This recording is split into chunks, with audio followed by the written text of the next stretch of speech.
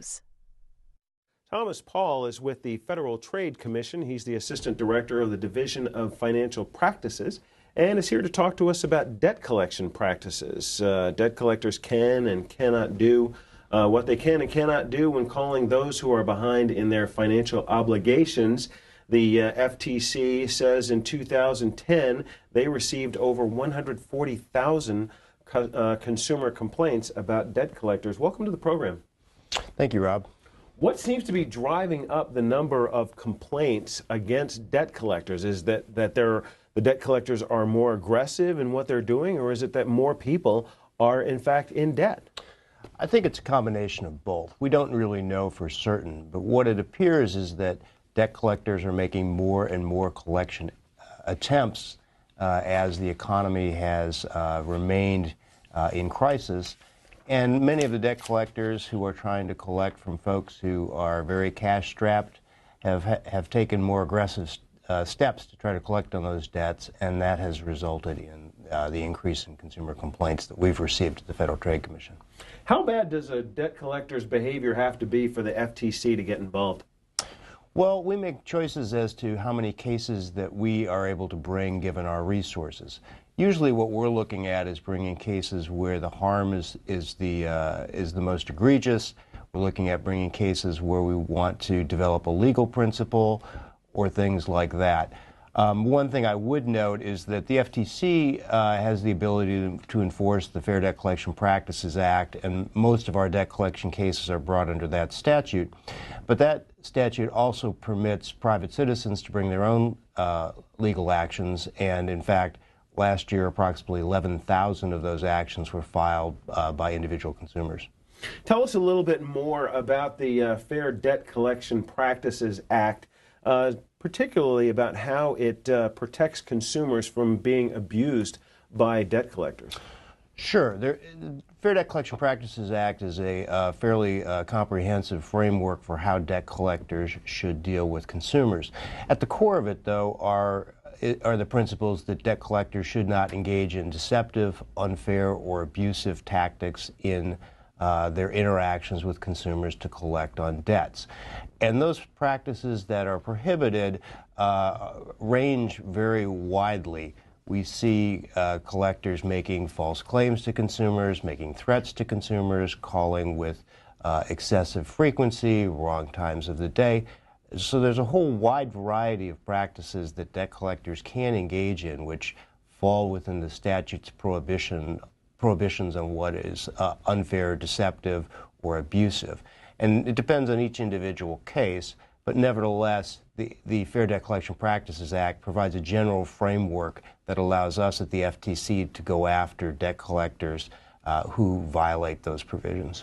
We're talking with Thomas Pahl of the Federal Trade Commission's Division of Financial Practices. If you want to get involved in our conversation regarding debt collection practices and what you can do to protect yourself, the numbers 202-737-0002 for Republicans, Democrats 202-737-0001, Independents 202-628-0205. We'll also be taking your questions or comments via email or Twitter. Our first call comes from Tampa, Florida. Michael on our line for Democrats. You're on the Washington Journal with Thomas Pahl of the FTC. Good morning, gentlemen. The comment that I wanted to make basically is I think today we're seeing just a overall violation of trust. People aren't paying their bills. People are walking away from debt, and I think they're encouraged to walk away from debt. And I think it's going to create a major problem going forward. What's your opinion? Well, one thing I think that we do have to recognize is that debt collection does play an important role in the credit system. I mean, obviously, if people are going to lend money, they need to have some assurance that they will get repaid. And if they are not repaid, debt collection is a means through which creditors are able to get a return on their investment. That leads to greater availability of credit and lower cost of credit. So there's nothing inherently wrong about debt collection per se, especially because of the valuable role it provides in a consumer credit system. That being said, we at the FTC are focused more on the manner in which debt collectors interact with consumers. And what we're really trying to do is to use our law enforcement role to make sure that those debt collectors who go outside the bounds of proper behavior, that we can take action and rein them in. And so I agree with the caller that debt collection is important to make sure that people do pay their bills, and so creditors do get a return on the money that they have lent. But there's also a very important policy concern that we are trying to address, which is that many debt collectors, in collecting from consumers, engage in unfair, deceptive, or abusive conduct that we think it's important to stop.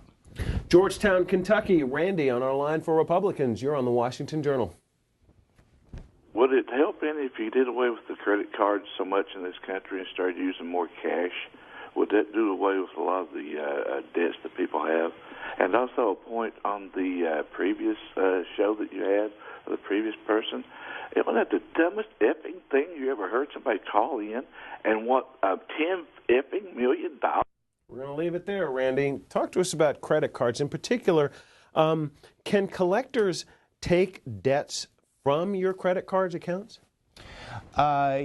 Couple thoughts about that. A lot of the consumer debt in the United States is credit card debt, and a lot of the problems that we see with debt collectors seeking to recover on debt is recovering on credit card debt, either on behalf of the bank that issued the credit card, or also quite frequently on behalf of someone who bought the debt from one of those banks and then is trying to collect on it in its own right. So credit card debt is a major component of the consumer credit system in the United States, and a lot of the debt collection activities that we see arise from efforts to recover on it. Certainly, consumers, when they pay a debt to a debt collector, some of them use credit cards to do that. And so credit cards are in the process both as a means through which debt is created, but also sometimes how consumers on the back end end up paying off debt collectors. Can debt collectors, without your permission, go in and collect on your debt by going into your bank account or going into one of your credit card accounts? No. Essentially, what debt collectors can do is contact you and ask you to pay your debt, and if you don't pay your debt, essentially what collectors' real options are to report that unpaid debt to your credit reporting agency or to file an action in court to seek to recover on it. But debt collectors are not permitted to go directly and take money out of people's bank accounts, and if we find debt collectors doing that, that would be a violation of the statutes that we enforce, as well as likely the violation of statutes that other agencies enforce. Our next call for Thomas Pahl of the FTC comes from Manchester, New Hampshire. Mike on our line for Independence. You're on the Washington Journal. Morning. Yeah, I got a quick story. A few years ago, I had a credit card. I owed $1,500 on it. I fell on hard times. I mean, I owed the debt and everything, but the collection agency was calling me at least a dozen times a day, and I would tell them, I can't afford. They wanted it paid in full. I was on a couple months behind, and I told them, I can give me $50 a month. Wasn't good enough. And then they made the mistake of calling my work twice. And ironically, in New Hampshire, that's against the law. I'm sure your guest knows that. I'm not telling him nothing he doesn't know. I got a lawyer. Not only did they waive the $1,500, this company that was harassing me, I ended up getting $3,000 because of their stupidness. Thomas Pahl. Yeah, that is something that the conduct that you describe is something that I believe would be a violation of the Fair Debt Collection Practices Act. When someone's calling 12 times a day, and that could be the sort of frequency of calls that could be harassing. And that's something that could give rise to an action by the Federal Trade Commission, or could give rise to a private action like the one that the caller brought. And that's one of the things that callers should think about doing when they think that the debt collector is treating them in a way that's improper, is to complain to the Federal Trade Commission, complain to their state attorney generals, and depending upon the case, perhaps consider retaining counsel on their own. Our next call comes from Francis on our line for Democrats in Norfolk, Virginia. Go ahead, Francis. Hi. Good morning. Good morning. I have a question. It's like, try to make this quick. I became disabled and went through a lot of trouble and everything, ended up on disability. So I had to end up turning my car back in. I let them repossess it. I explained to them what happened, and I obviously couldn't pay the car. So they sold it, and there was still a balance. Now, they never ended up calling me about it. I never heard anything about it. The statute of limitations had passed. And then, even 4 years after that, this company calls me, and they're calling me about the repossessed car, and they're telling me, like, well, you still owe this money. And they kept calling me. They were calling me 3 times a week. They called me for like 2 months straight. They were, nasty, this and that. And I said, well, this whole thing is past. Like, why are you calling me now? And they just kept calling me, telling me, well, they had the right to do that if they wanted to still try to collect on the debt. I mean, is that something that normally happens to people? Yes, it can happen. Whether there's debt from that arises from retaining something in which you have a security interest, like a car that's not enough to pay off the balance of the loan, that can result in what's called a deficiency, which can lead to a deficiency judgment, depending on the state law. And essentially, what you did not pay on your car becomes a debt that can be subject to collection. That being said, one of the things to be aware of is, in this circumstance, if you think that a collector is calling you in a way that's harassment, under federal law, if you write a letter to the debt collector and say, I want you to cease contacting me, the debt collector must honor that. So if you get a very old debt like that and someone is calling up in a way that you think is harassing and you just need them to stop to get a break from their calls, you do have the right to send usually a letter to the debt collector demanding they stop contacting you, and they must abide by that. We're talking with Thomas Pahl of the Federal Trade Commission. He's the assistant director at their Division of Financial Practices, and according to the FTC, the Federal Trade Commission gets more complaints about debt collectors than any other industry. Complaints in 2010 numbered this way: debt collection, 144,150. Complaints about internet service, 65,000. Complaints about prizes, sweepstakes, and lotteries, about 64,000. Shop-at-home catalog sales, 60,000.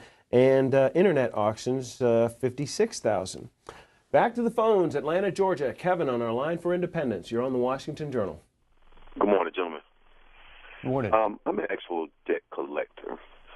Again, I reside in the state of Georgia, and it seems as though as the years pass that the FTC, understanding, that they are there to protect the consumer, that they've also been, have evolved into the point to where they are now enabling consumers to sidestep their financial responsibilities. Collection agencies are being sued frivolously for little small things, being FODI compliant, many Miranda things that we were not able to do years before, which would have gotten us sued. There are just many things that the FTC has placed now that are allowing consumers to sidestep their debts rather than stepping up to the plate and handling their responsibilities. Simply writing a letter saying, stop calling me about the money that I owe, does not seem fair. To say that I'm at work right now and don't call me, well, I'm at work right now too, so I have to call you. There should be, things that are put into place for actual debt collectors that will assist them into getting the bills paid as well, rather than allowing consumers to frivolously sue collection agencies and debt collectors for doing the job that they're actually paid to do. Kevin, I want you to hold on for a second while Thomas Pahl answers your question. Go ahead. Sure.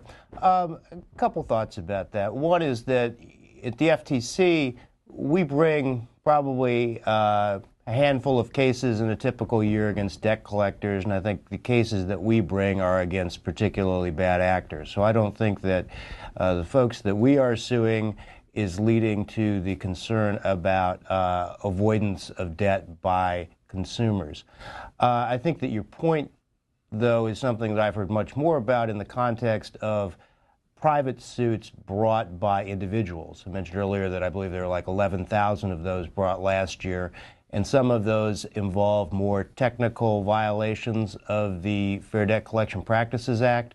So I don't have an opinion on whether those cases are frivolous or those cases are promoting debt avoidance, but I think it's important to make a distinction here between the kind of cases the FTC brings and then the kind of cases that these 11,000 or so private cases that are brought that I hear from many debt collectors. They think that they are chilling their their ability to collect on debts and are encouraging consumers not to pay them. Now, if a consumer feels like they're having a problem with a debt collector, they can go to the FTC for some relief or some redress. If a debt collector can't get his business done, where does he go for relief?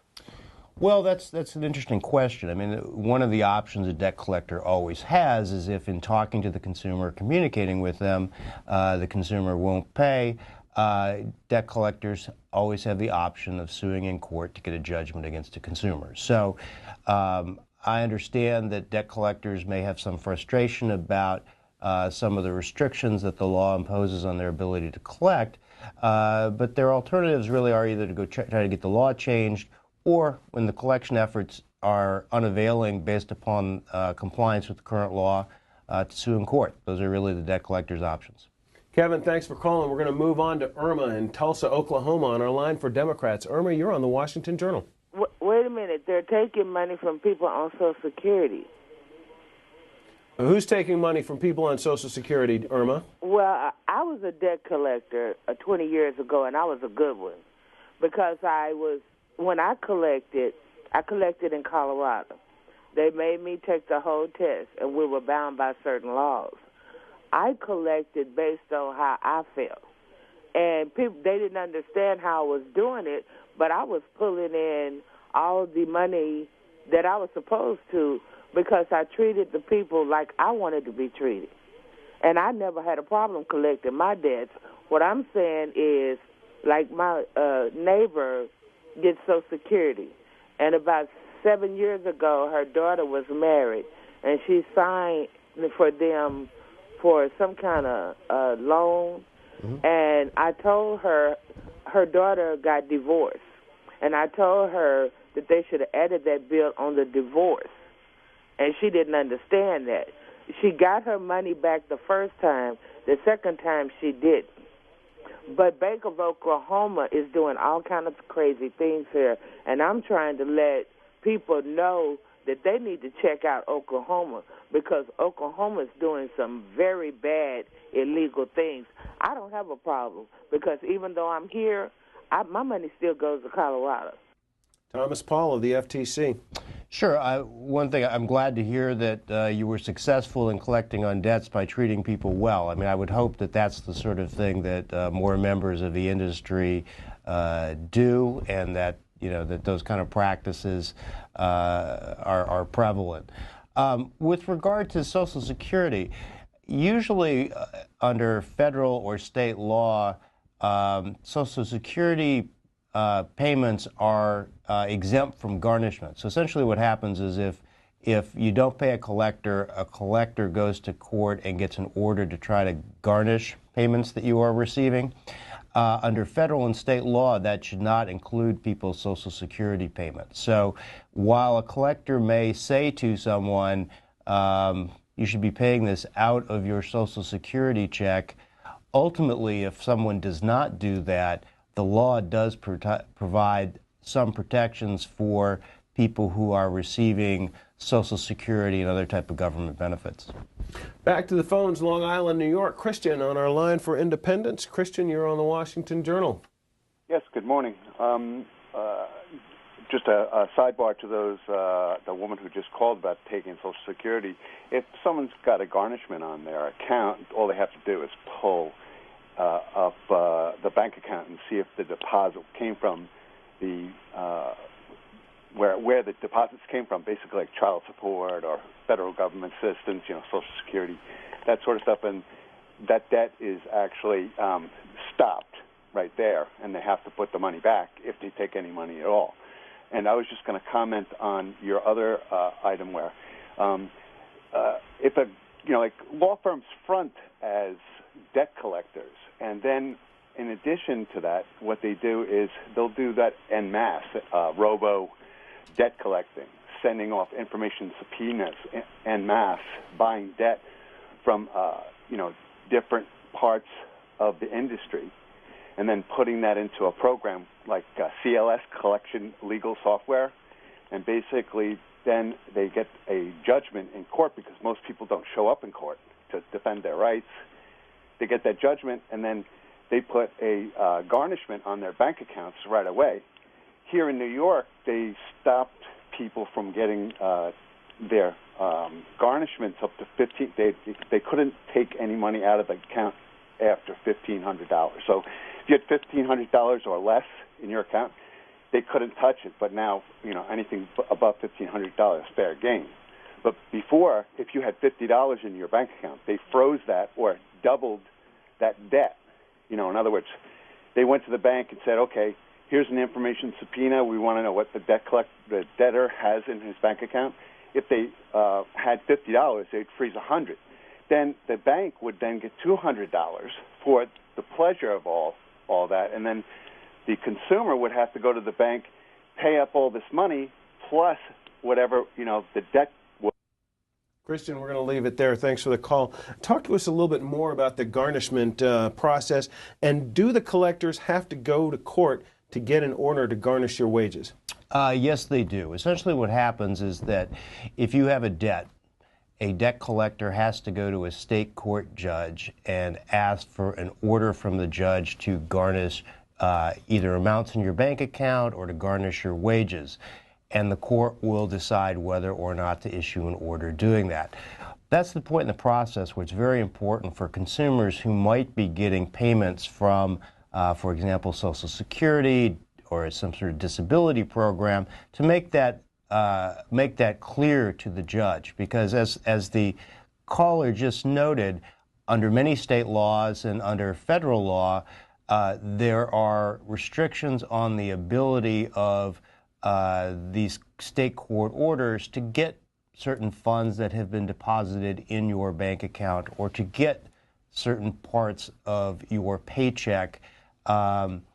And so for that reason, what really should happen is that's the point at which consumers should be talking to the judge and responding and saying, look, some of the money I'm getting are from these sources that really should not be subject to the collection through the district court litigation process. Hopefully you'll be able to persuade the judge that those assets should not be included, and that will protect the consumer. I want to follow up on one of the points that the last caller made, which I think is extremely important, and it's one of the major problems that we've found with debt collection litigation, and that is that it really is a volume business.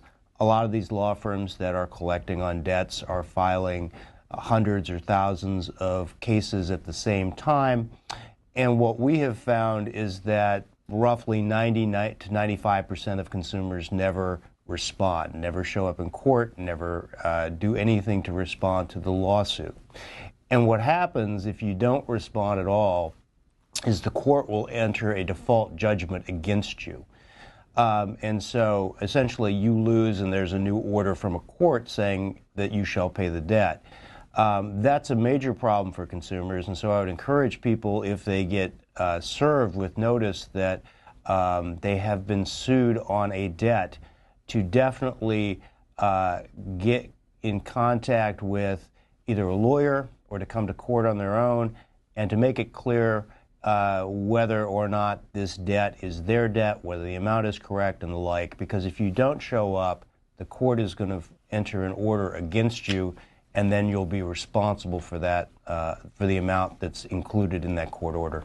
We're talking about debt collection practices with Thomas Pahl of the FTC.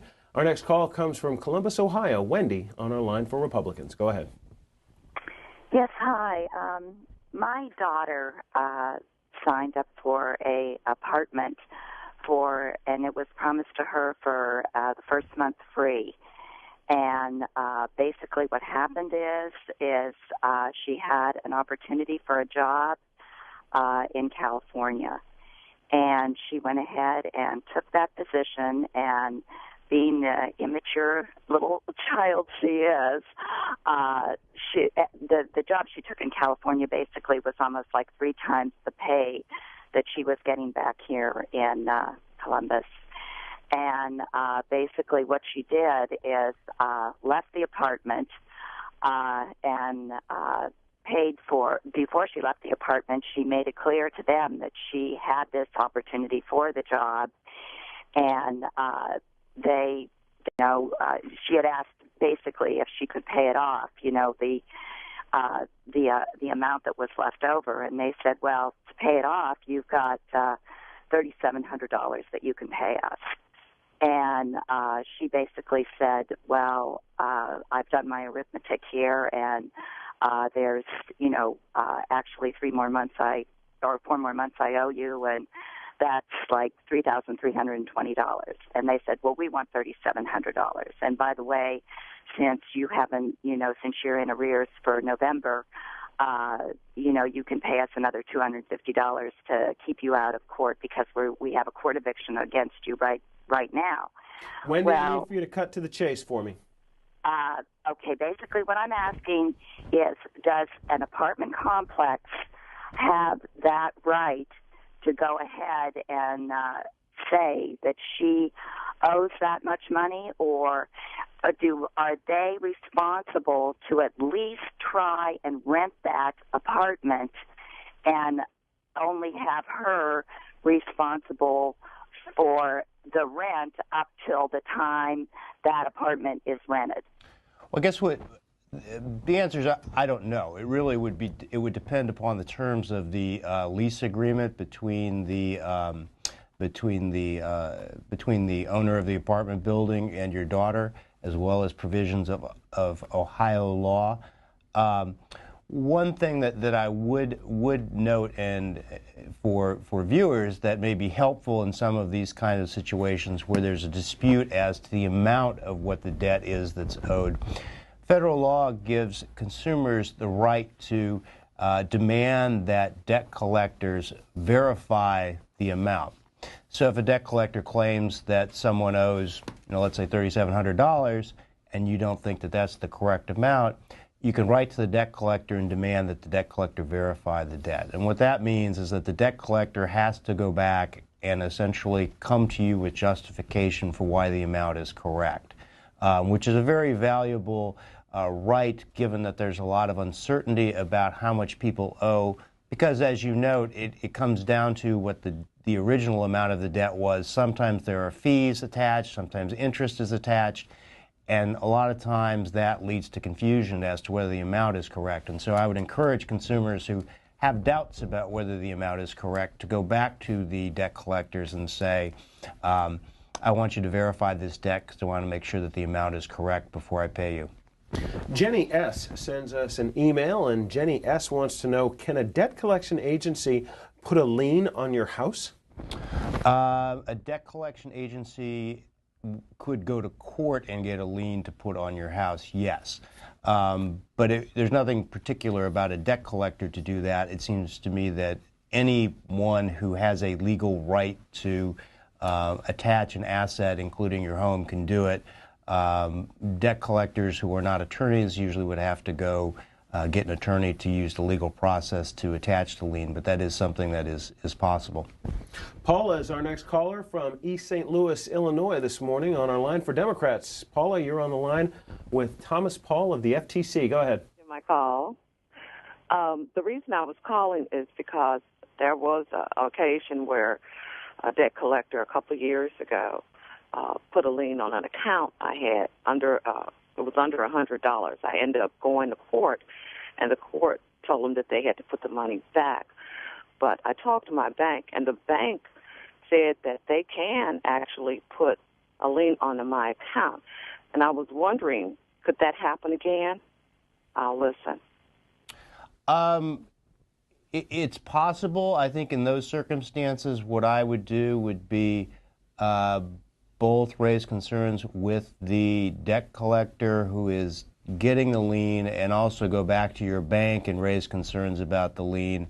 And also, if you can, go to the regulator of the bank if you think a lien is being improperly placed upon your account, and see if you can get them to take a look at it to see if it is correct.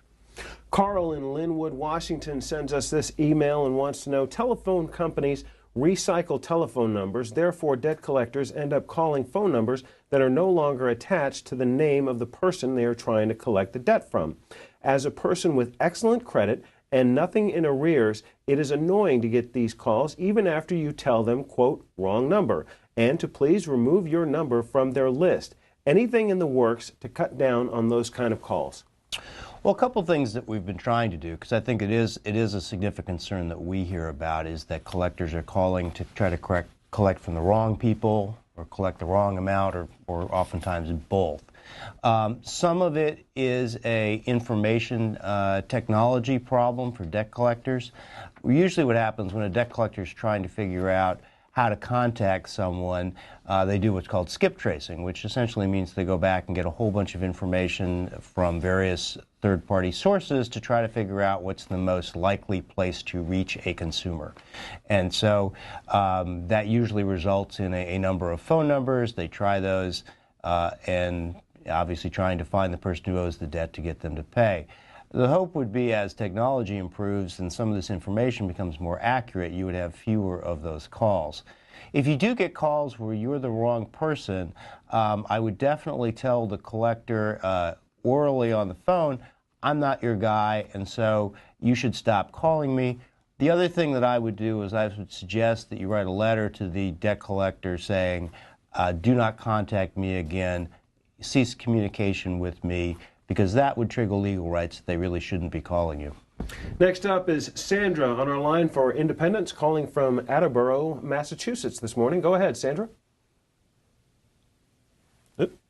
Sandra. This has got to do with the fact that a friend of mine was in the hands of debt collect for seniors and disabled and bankrupt, and he had sugar diabetes, and he's still alive, but he has sugar diabetes and everything, and he could no longer pay the amount to the place. In 5 years to the bankrupt or whatever thing, DCSD it's called. Anyway, he got dropped from that and went into a nursing home, was in there around 5 years.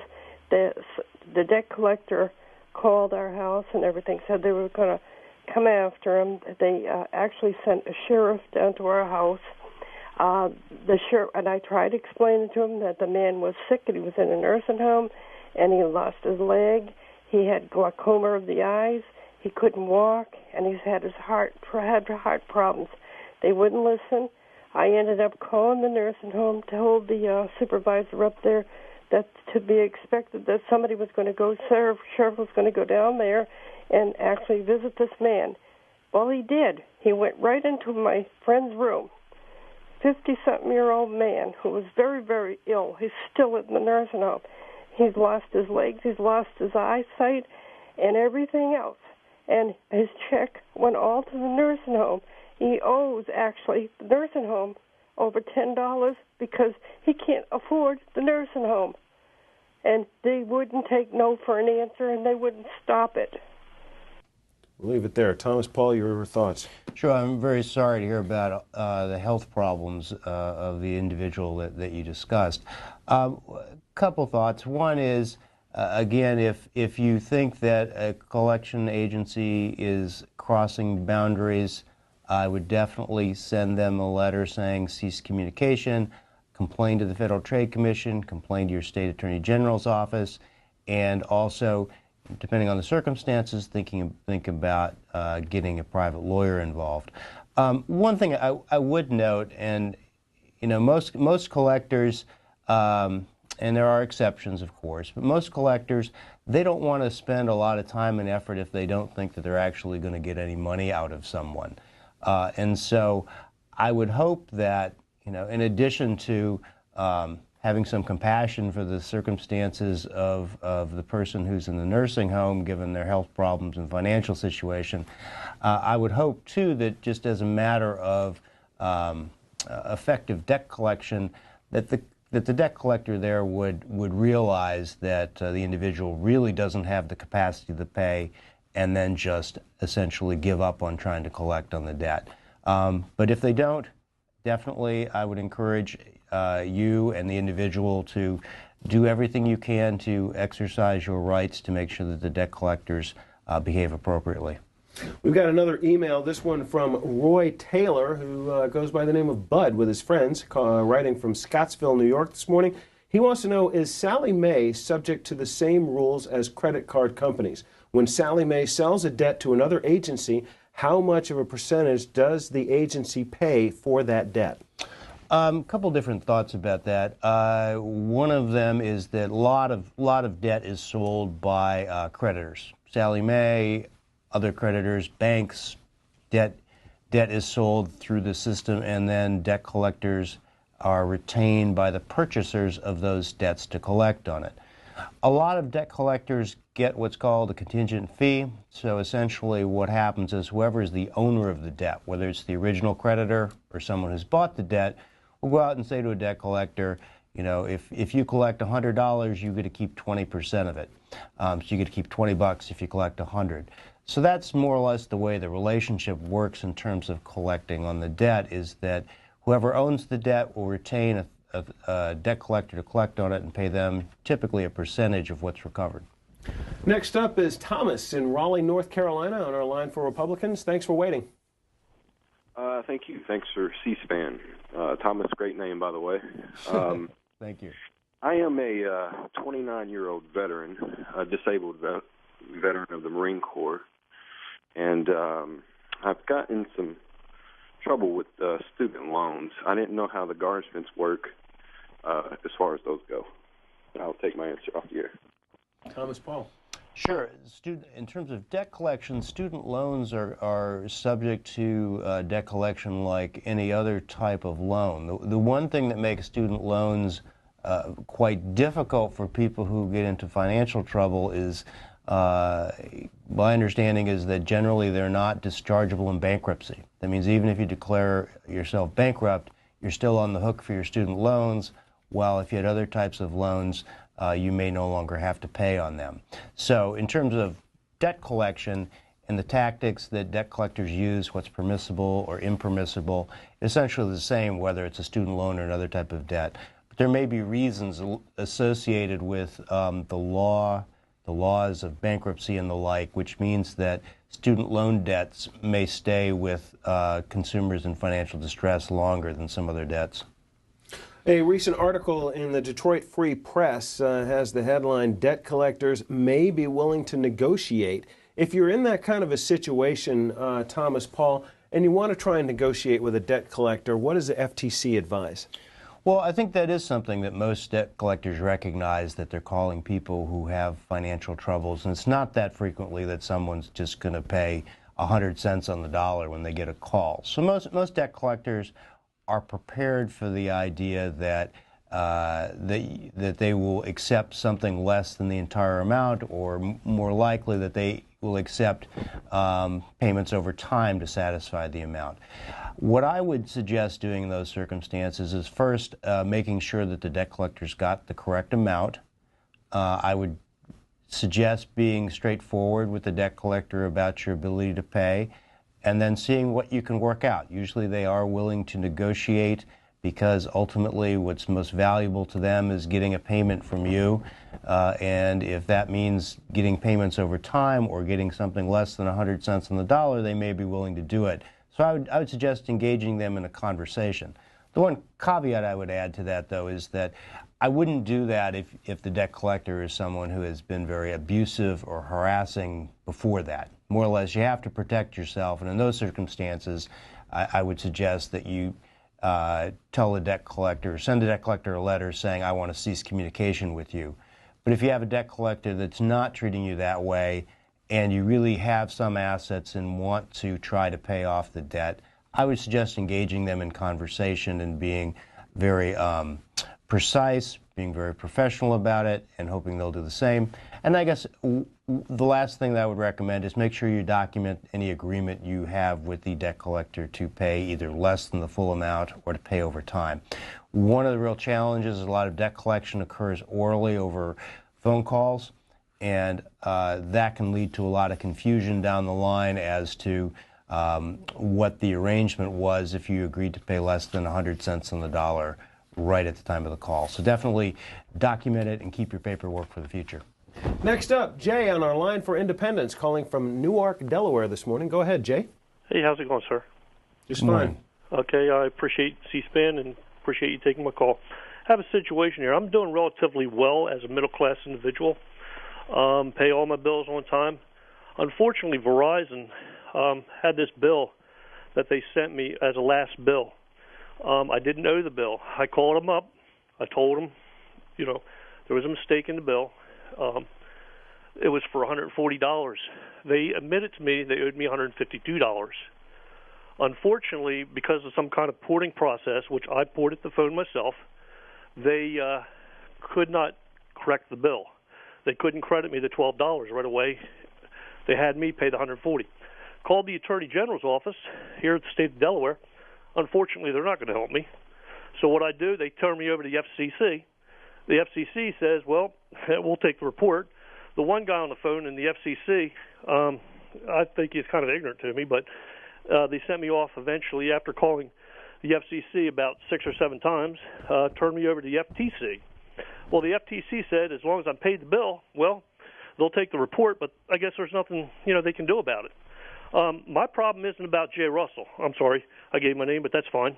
I don't have a problem with me personally because I can afford the bill.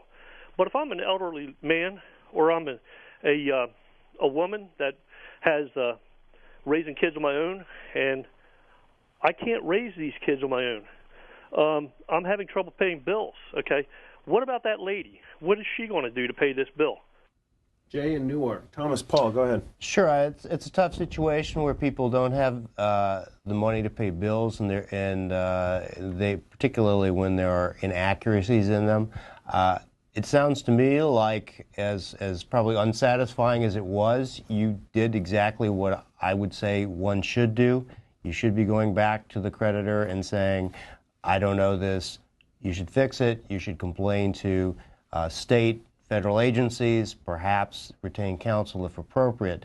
The one thing that I would recommend that people do in this situation as well is to pay close attention to make sure that any kind of incorrect amount that they may owe doesn't end up showing up on their credit report.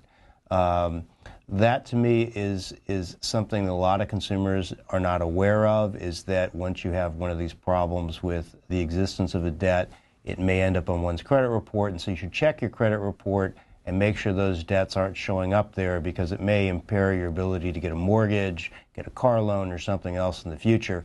And so, as annoying as it may be to have a small amount, relatively small amount of money in a debt that you don't owe that's working its way through the system, it can have larger effects on one's financial affairs if you are not mindful of what can appear in your credit report. Jamila is our next caller from Memphis, Tennessee, on our line for Democrats. Go ahead. Yes, how you doing? I had a question today. My son's father owed child support and about $15,000, and a lien was put on his house. And he appealed, and they sent me some papers out basically just saying that he appealed the letter, but it was just a lot of legal terminology. I really didn't even know what was going on as far as what they seized and what have you, but they said that I had the opportunity to be on the phone. He asked for a phone hearing. Anyway, when we had the phone hearing, they never called me. Okay, so I never knew exactly what happened. I called. They were like, okay, well, they'll send me out some forms, blah, blah, blah. So I never did know what went on, but 6 months later, he hit the lottery, okay, and then they seized. Congratulations. They seized, how ironic. They seized the lottery from him, and then they sent me out another form, okay, and so then that time, I called them every day up into the appeal notice to make sure they had my right number, but in the meantime, they were supposed to have a child support attorney from the state to really be on my side, on the original, say, well, you owe this, so we do have the right to, put the lien on it. So when we just went for the appeal, we had the appeal in March, and of course the law won, and I got the lottery winnings on that. And that's when I inquired about, well, what happened to, the seizure. That's when I thought back, well, dang, okay, so I should have got something. So they sent me the appeal, the order that they had ordered, and they just dismissed it and gave the man back his property. and he sold his house and got all of the money. And when I said, well, what can I do? And they were like, well, you only had 30 days to appeal, and since it was in July of last year, that I couldn't do anything. And I faxed our commissioner in Tennessee, I faxed Commissioner Raquel Hatter, and, you know, nobody basically responded. And I'm just saying, I'm just trying to find out what alternative do I have to try to retain that money. I think it's probably a matter of state law, and so I think you are talking to the right people to try to get that changed or overturned. I think the one thing that I would recommend is when you talk to folks, make sure you explain your circumstances, essentially asking them what, it sounds to me as if what you would be seeking is to vacate an order or a judgment that's been entered by a court, and I would suggest thinking about phrasing your request in those terms and pointing out the circumstances which mean why you think that the order or ruling or judgment that's been entered is incorrect or improper. Thomas Pahl of the Federal Trade Commission, Division of Financial Practices, thank you very much for being on the program this morning. Thank you. We're going to take a break, and when we come back, a discussion on energy tax credits, which expire at the end of this year. You're watching